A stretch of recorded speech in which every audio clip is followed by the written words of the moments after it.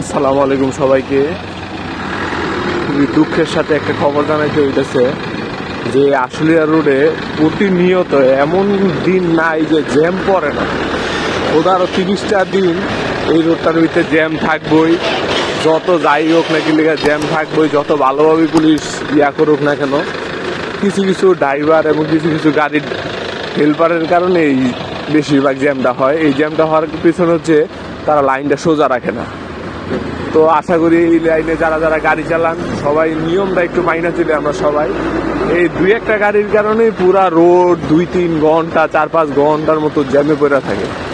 তো ওই দুই একটা মানুষ যদি একটু ভালো হইতে পারে, ইনশাল্লাহ আমার মনে হয় না এই জ্যামটা অনেকখানি কমে যাব। তো সবার কাছে অনুরোধ, আমরা যার যার অবস্থান থেকে একটু চেষ্টা করি যে ঠিক রাখার লিগা। প্রতিনিয়ত এইটা আসলে এমন হইতো যে মানে আজকের জন্য বা কালকের জন্য বা পরশু ঠিক হয়ে যাবে এরকম না। খোদার 30টা দিন জ্যাম পড়বই। এই রোডটা এমন একটা অবস্থায়,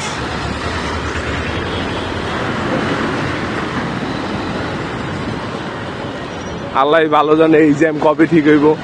এদিক দিয়ে আবার রোডের আশুলিয়া এক্সপ্রেসওয়ে হচ্ছে, এটা যাতে করে এটা অবশ্যই এটা তো অনেক সময় সাপেক্ষ কাজ। আসলে এইটার কাজ হয়তো মোটামুটি অনেকখানি আগাইছে, আল্লাহ চাইতো।